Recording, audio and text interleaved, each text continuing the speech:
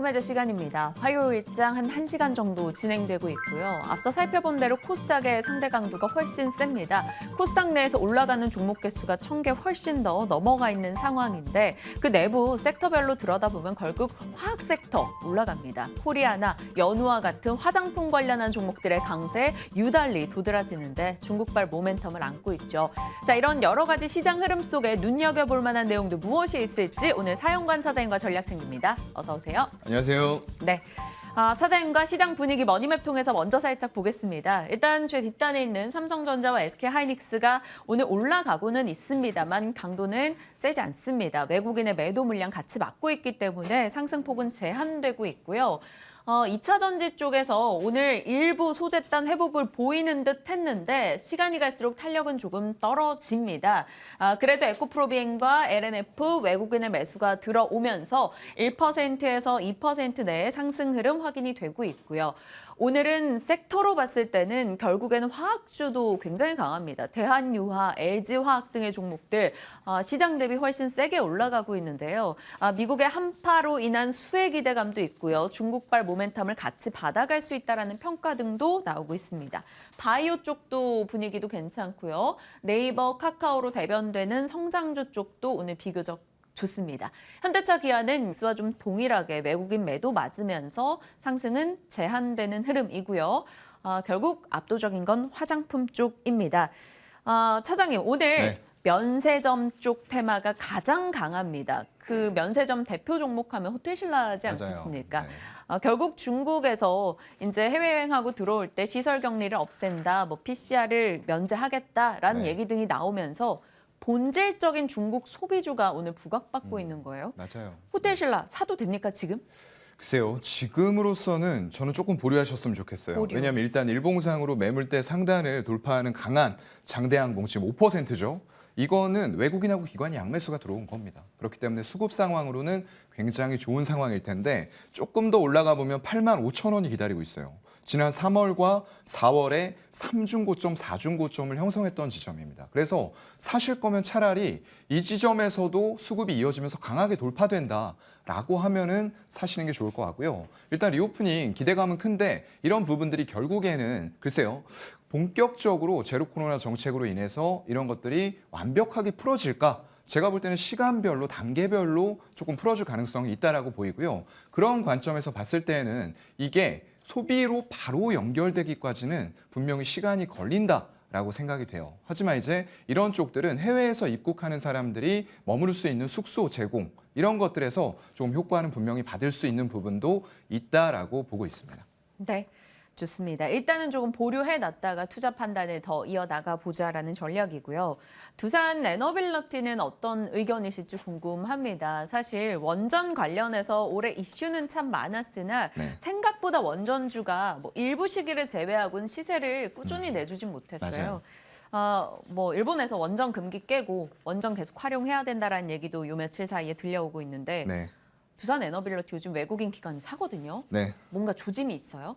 수급 상황은 좋은데 지금 기술적인 차트상으로는 굉장히 안 좋아요. 모든 주선을 다 깨고 내려갔어요. 맞아요. 일단 11월, 12월에 121선 돌파 시도를 여러 번 했습니다. 한 3-4번 정도 한 것 같은데 다 실패했어요. 그러면서 지금은 마지막 이평선까지 깨고 내려가고 오늘도 지금 음봉 전환을 하고 있어요. 이게 외국인 기관이 수급이 붙어 있음에도 불구하고 이런 파동들이 나오는 것들 그리고 연속적이지가 않아요. 외국인도 샀다 팔았다 하는 흐름들 보여주고 있고요. 기관 쪽에서 사는 것은 대부분 보시면은 금융투자 물량이에요. 굉장히 불안정한 수급이라는 거죠. 투신이라던가 사모펀드가 적극적으로 매수에 가담을 해줘야지만 연속성을 띠고 주가가 상방으로 방향을 틀 텐데 아직 그렇지 못한 것 같고요. 이제 하나 더 말씀을 드리자면 제가 예전부터 말씀드렸던 것처럼 원전은 시간이 필요합니다. 신규 원전 건설이 결국에는 큰 효과를 나타낼 거예요. 왜냐하면 한 기당 6에서 8조 원 정도가 되는 규모이기 때문에 그런 것들이 해외에서 수주가 나오고 그걸 우리가 컨소시엄 형태로 수주할 수 있다라고 했을 때는 주기기 할 수 있는 두산 에너빌리티와 BHI 이런 종목들 분명히 탄력을 받을 겁니다. 근데 이런 에너지원의 다변화 차원에서도 원전의 비중은 굉장히 크지가 않아요. 2030년까지 갔을 때 원전의 비중은 5% 미만이 될 것으로 보고 있습니다. 그만큼 원전의 건설의 비용도 많이 올라가고 있고요. 그때가 되면은 또 친환경, 신재생 에너지 쪽이 그리드 페리티라고 해서 킬로와트 시당 단가가 굉장히 내려오게 되는 시점이 된다는 거죠. 근데 그때도 우리가 원전을 고집을 해야 될까라는 관점으로 보게 되면은 지금 당장은 수명 연장 이런 쪽에서 유지보수 관점의 종목들의 움직임은 단기적으로 있을 수 있어요. 하지만 중장기적으로 봤을 때 결국은 수주가 되고 이게 10년 이후에나 재무제표로 반영이 될 수가 있는 이런 상황들이거든요. 그렇기 때문에 단기적인 수급 흐름에 맞춰서 매매 정도만 하시는 게 좋을 것 같습니다. 네, 알겠습니다. 자, 이제 잔금해자 종목으로 이어가 보겠습니다. 궁금했던 종목을 딱 두 종목 골라오셨어요. 어떤 전략 주실지. 첫 번째 종목이 이노와이어리스입니다. 이노와이어리스가 지금 4분기에만 계산을 해봤더니 45% 올랐더라고요. 네, 통신 장비 쪽이 올 마지막 분기 좀 다른 모습을 보여주고 있는데 네. 그 가운데 이노와이어리스 저희 살펴보겠습니다. 5G의 배신 해답은 이것은 28GHz 이거 주파수 맞아요. 결국 취소된 얘기 하시는 걸까요? 네네, 맞습니다. 일단 뭐 고객사들 지금 통신사 쪽에서 2개가 주파수로 회수해 갔어요. 네. 이게 주파수로 할당해주고 그만큼 투자해라라고 약속을 받고서 했던 겁니다. 그런데 여러분들이 LTE 대비했을 때 5G 속도 20배 빠릅니다 광고를 많이 보셨을 거예요. 근데 진짜 그렇게 빨랐나요? 전혀 그렇지 않았습니다. 왜냐하면 중저대역의 3.5GHz 가짜 5G였죠. 그렇기 때문에 28GHz의 기지국은 약속했던 거에 1%도 설치를 하지 않았어요. 그런데 이용자들로부터는 굉장히 비싼 요금 받아갔죠. 그렇다 보니까 소송 걸렸습니다. 그러면서 정부에서도 강수를 둔 거예요. 이렇게 약속 안 지킬 거면 주파수 내놔라고 했던 거죠. 결국 지금 SKT 하나 남았는데 채울 수 있을까요? 못 채웁니다. 그러면 전부 다 주파수 회수를 할 거예요.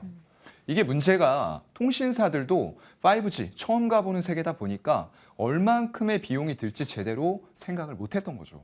우리가 말하는 매크로 기지국, 소위 이제 그 가장 큰 우리 KMW라는 종목이죠. 네. 그쪽에서 하는 게 매크로 기지국인데 대당 2천에서 3천만 원이에요. 근데 이걸 촘촘하게 세워야 됩니다.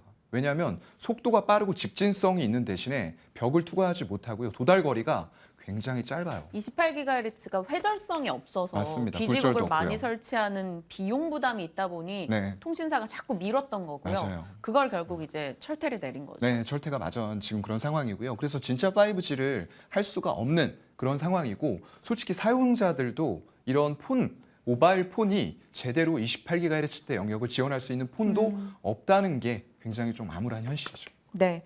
그렇다면 이 5G 쪽에서 28GHz가 철회가 된 걸 이노와이어리스는 과연 어떤 수혜를 볼지 아니면 또 타격이 있을지 저희가 네. 그 각각의 면면을 좀 살필 필요가 있을 것 같습니다. 다음 키워드 열어보면 답은 스몰셀. 근데 28GHz를 세울 때 중간중간 부족한 건 스몰셀로 채워야 된다라는 얘기가 있었잖아요. 맞아요. 근데 이게 취소가 됐으면 스몰셀이 더 늘어나게 되는 논리일까요? 네, 아무래도 전부 5G를 구축을 어차피 해야 됩니다. 네. 가는 길이라고 하면은 이게 기지국을 이런 식으로 큰 매크로셀 기지국을 촘촘하게 세울 수는 없어요.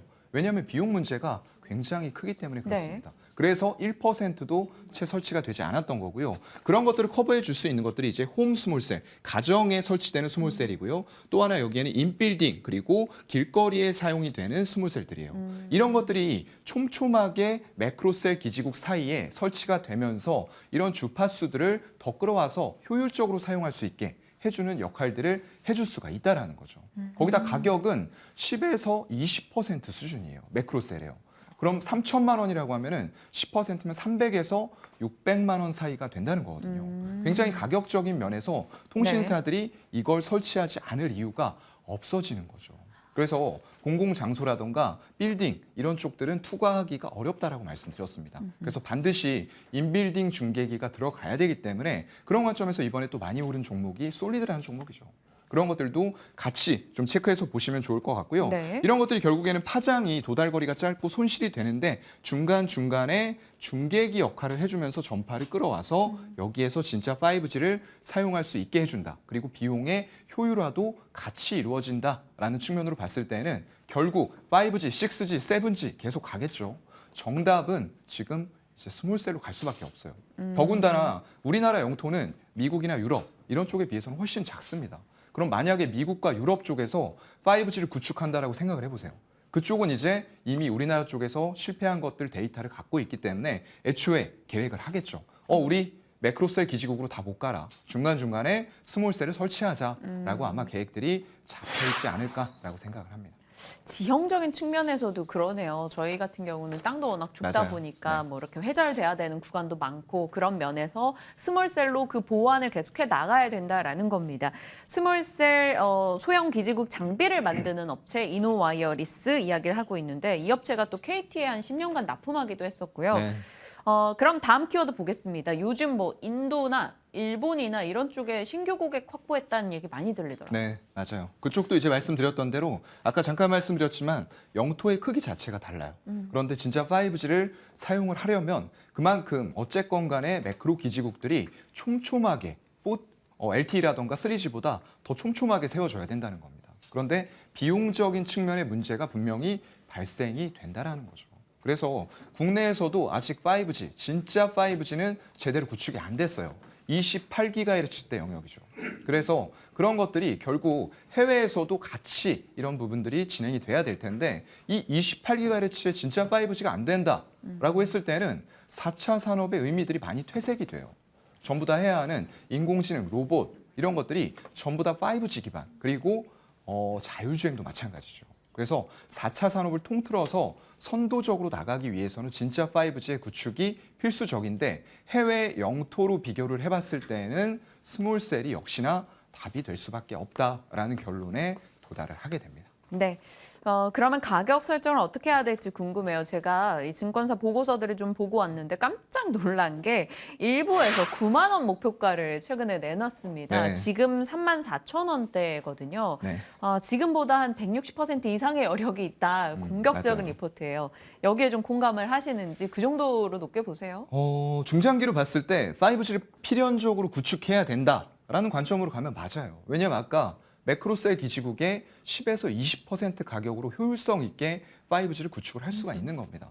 당연히 통신사 입장에서는 비싼 것보다 싼 거 설치해서 효율성 있게 5G를 사용해주고 또한 요금도 저렴하게 가면서 소비자들까지도 같이 윈윈할 수 있는 이런 구조로 갈 수가 있는 거거든요. 그래서 목표가까지는 9만 원까지는 잘 모르겠어요. 그런데 일단 지금 현재 시점에서 이런 이노와이어리스라던가 HFR 이런 종목들은 5G 쪽의 실적이 다 깨질 때에도 상대적으로 선방을 해왔던 업체들이에요. 그런 것들이 5G가 해외에서 본격 구축이 된다라고 했을 때는 충분히 가격의 탄력성은 있을 수 있는 그런 상황이라고 보이고요. 가격 매수는 일단 전 저점 정도가 될 것 같아요. 8월과 9월에 갔었던 고점 부근에 31,000원까지 열어놓고 분할 매수 가능할 것 같고요. 목표가는 일단은 저는 좀 42,000원. 왜냐하면 지난 3월과 4월의 고점 부근이 한 43,000원대 형성이 돼 있어요. 여기 돌파하는 거 보고 목표가 9만 원까지도 갈 수 있는지는 한 번 더 검토해 보도록 하겠습니다. 네. 일단 1차적 목표가 42,000원 잡았습니다. 이후 추가적인 전략을 세워 나갈 거고요. 이노와이어리스 4분기에도 흐름이 좋았었는데 추가 상승을 기대해 보겠다라는 겁니다. 자, 첫 번째 종목 이노와이어리스 5G 장비 쪽 짚어봤고요. 다음 궁금했던 종목 중 하나 기아입니다. 이 종목은 앞서 이노와이어리스와는 정말 상반되는 흐름을 하반기에 네. 보여줬어요. 맞아요. 기아가 주당 8만 원에서 주당 6만 원까지 뚝 떨어진 4분기입니다. 네. 기아가 아니라 기어. 계속 기고 있다. 이런 네. 얘기도 나올 정도로. 안타깝네요. 네, 일단 달리지 못하는 이유를 열어보겠습니다. 첫 번째, 외국인 수급도 4분기에 보니까 4조 6천억 원을 팔았더라고요. 꽤 맞아요. 많이 던졌어요. 네, 일단 그럴 상황일 수밖에 없는 게 분위기가 좋았을 때도 있어요. 지난 6월에는 북미에서 현대차, 기아차가 점유율을 9%까지 끌어올리면서 2위까지 올라갔다는 뉴스가 있었습니다. 근데 그 당시에는 GM의 생산 차질도 있었고요. 마땅한 경쟁자들 없었어요. 그렇다 보니까 소비자들의 선택지가 테슬라 아니면 현기차였죠. 그래서 점유율이 9%까지 올라갔는데 지금은 상황이 완전히 역전이 됐죠. 이미 포드의 마하2 이런 모델들에 밀리면서 포드와도 순위가 뒤바뀌었고요. 지금 6%대 초반으로 점유율은 내려앉았어요. 근데 이게 우리만의 문제냐? 테슬라도 마찬가지입니다. 테슬라 지금 서학개미 많이 샀다라는 얘기가 들려왔죠. 그만큼 기관과 외국인 투자자들은 발을 살살살 빼왔던 거죠. 왜냐하면 선두로 나서서 차량을 많이 선점을 했습니다. 하지만 GM, 포드, 그다음에 폭스바겐, 스텔란티스 이런 쪽들이 지금은 전부 다 생산을 하고 뛰어들었죠. 거기다가 리튬 원재료 확보 이런 쪽에도 테슬라보다 훨씬 열을 올리고 인센티브 제공하면서 기업들을 끌어당기고 있어요. 밸류체인 구축하는 데 그만큼 힘을 쏟고 있다는 겁니다. 그래서 기아차, 현기차 마찬가지예요. 지금 우리가 어떤 버텨낼 수 있는 여력들이 많이 좀 떨어졌다라고 생각이 되고요. 그만큼 외국인들의 매도세 최근에 보시면 아까도 말씀을 해주셨지만 최근 보시면 외국인들은 잘 사는 모습들 안 나타나요. 그리고 최근 들어와서 투신 사모펀드가 조금 사고 있지만 외국인들의 매도세를 다 받아줄 만큼은 사고 있지는 않아요. 거기다가 기관들은 그동안도 계속 같이 외국인과 매도를 해왔던 거죠. 이런 수급 흐름 상에서 주가가 올라가기는 굉장히 어렵습니다. 거기다 내용적인 측면에서도 뭔가 주가의 상승을 뒷받침할 만한 내용들은 별로 솔직히 안 보이는 그런 상황들이에요. 그러면 오늘 기아를 왜 꼽아주셨는지 궁금해집니다. 한국 사람 말은 끝까지 들어보라는 이야기가 있다시피 또 반전이 있을 수 있죠. 네. 전기차는 기아의 전기차에 대한 평가 자체는 유럽에서 뭔가 인증을 따냈다, 뭐 좋은 차 몇 위에 올랐다, 계속 그런 헤드라인은 보거든요. 맞아요. 네. 평은 나쁘지 않더라고요. 네, 전기차는 솔직히 잘 만들었어요. 왜냐하면 우리나라의 배터리셀 업체들 자체가 기술력이 지금 NCM에서 9반반까지 올라왔습니다. 그런데 CATL 이런 쪽들은 이제 811 한다고 하고 있죠. 기본은 LFP 배터리였어요. 그런데 에너지 밀도를 높이는 이런 선택을 하기 위해서 811 한다고 했는데 과연 기술력으로 따라올 수 있을까요? 이거 논바인딩 계약으로 완성차 업체들이 계약을 했는데 무조건 수량 만드는 대로 다 가져와가 아니라 일단 한번 만들어봐. 잘 만들면 우리가 조금 써볼게. 이 정도입니다. 그만큼 기술력의 차이는 우리나라 배터리 3사와 중국의 CATL, BYD와는 많이 떨어져 있어요. 그래서 여러분들이 이걸 좀 체크를 먼저 하셔야 될 것 같고요. 미국 고속도로 안전보험협회 평가에서 EV6 TSP 플러스 인증을 획득을 했어요. 이게 자사 플랫폼인 이 GMP 쪽을 획득한 이런 탑재한 차량들에서 굉장히 높은 평가들을 받고 있다는 거고요. 그만큼 주행거리라던가 이런 쪽들도 굉장히 뛰어난 성능, 그리고 충전 시간도 우리나라 차들이 굉장히 잘 되어 있습니다. 급속 충전하면 한 3, 40분 만에도 완충이 되는 이런 정도까지 기술력이 올라와 있어요. 근데 그럼에도 불구하고 지금 차량들이 일단 미국 쪽을 중심으로 아마 펼쳐질 텐데 이런 속에서 경쟁력을 얼마만큼 갖추었느냐. 물론 차량 품질은 좋습니다. 네. 그런데 여러 가지 다른 변수들을 좀 말씀을 드려본다라고 했을 때에는 일단 소비자들의 선택지가 워낙에 넓어져 있어요. 이런 상황에서 우리가 예전 북미 9% 점유율에서 더 끌어올릴 수 있을까라는 부분에서는 여전히 퀘스천 마크를 달 수밖에 없을 것 같습니다. 잘 만들었다라는 것으로 한동안은 현대차와 기아의 전기차가 미국에서 확실히 신분 상승을 한 느낌이 있었거든요. 네. 그런데 지금으로서는 경쟁 심화라던가 인플레이션 감축법 영향으로 상대적 점유율이 조금씩 밀리고 있다는 게 부담일 겁니다. 문제는 앞으로 주가 상황을 봤을 때 이게 얼마나 반영이 됐는가일 것 같아요. 네. 남은 리스크가 반영이 돼 있다라고 평가를 하시는지요? 글쎄요. 일단은 반영은 어느 정도 해가고 있는 단계인 것 같고요. 완벽하게 했다라고 보기는 힘들 것 같아요. 왜냐하면 일단 인플레이션 감축 법안 여기에서 보조금 혜택이 굉장히 큽니다. 지금 아마 화면이 이제 나갈 텐데요. 예전에는 우리가 가격적인 메리트가 분명히 있었어요. 네. 현대 아이오닉 5 같은 경우에 4만 달러가 안 됐죠. 그리고 포드의 마하이는 4만 4천 달러 정도로 4천 불의 차이가 있었어요. 근데 이게 보조금 혜택을 포드는 받게 되고 현대는 못 받는 그런 상황이 됐을 때 36,300달러로 3,600달러 정도의 차이가 오히려 벌어져요. 네. 그런데 이걸 생각을 또 하나 하셔야 될 게 전 세계적인 브랜드 인지도는 어떻습니까? 우리 현기차가 위상은 많이 올라왔어요. 제네시스 차량 굉장히 호평 받고 있습니다. 하지만 여전히 미국의 소비자들의 선택지에는 현대보다는 포드가 위쪽에 올라가 있다는 거죠. 그런데 가격까지 싸다라고 했을 땐 상당히 힘든 상황들이 펼쳐지면서 결국에 아까 말씀드렸던 대로 현기차와 지금 포드의 순위가 바뀌었어요. 마하 2를 중심으로 해서 소비자들의 선택지가 이쪽으로 몰리고 있는 거고요. 거기다가 지금 각 완성차당 판매 대수가 일정 대수가 되면은 보조금을 안 줬어요. 그런데 이게 내년부터 폐지가 됩니다. 그렇다고 했을 때는 지금 테슬라라던가 GM 이런 쪽들은 굉장히 차량을 많이 팔고 있어요. 근데 그 이후에도 전부 다 보조금 혜택을 줄 수가 있다는 거죠. 과연 그러한 내연기관차 공룡들 틈바구니에서 우리가 점유율을 늘려가는 게 쉬울까라는 생각들을 해보게 되고요.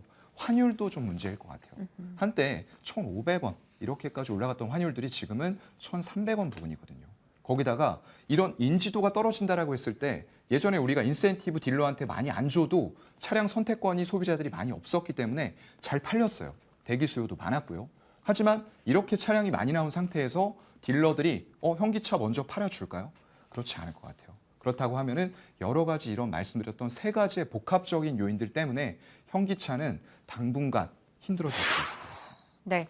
그렇다면 가격 라인에 대해서 좀 보수적으로 설정하실 것 같아요. 네, 일단 오늘도 제가 가볍게 보니까 기아 팔고 있죠. 네. 외국인들 지금 10시 기준으로 했을 때 8만 3천 주가량 매도 나온 것으로 보이고요. 연기금도 같이 매도하고 있는 것으로 추정이 됩니다. 가격은 일단 우리가 수급 살피면서 5만 6천 원대 부근이 지지가 돼야 되는지 저는 확인해야 된다고 생각을 해요. 일봉상으로 다 깨졌고요. 주봉도 지지대 마땅히 없고요. 월봉으로 갔을 때 이제 지지대를 말씀을 드린 거거든요. 60월선이 위치해 있는 5만 6천 원. 여기가 지지되지 않는다라고 했을 때는 일단 120월선까지도 열어놓을 수밖에 없어요. 5만 2천 원 부근입니다. 만약에 인플레이션 감축 법안에서 미국이 뭔가 바뀐 포지션을 얘기해 준다고 하면은 반전의 가능성이 있긴 하겠으나 아직까지 그런 건 안 보이는 것 같아요. 3월 3개월 정도 지연된 인플레이션 감축법 그 하부 규정안의 내용들이 어떻게 나오는가가 상당히 중요해질 것 같습니다. 지켜보죠. 자, 교보증권의 사영관 차장님과 오늘 종목 이야기 다뤄봤습니다. 고맙습니다. 네, 고맙습니다.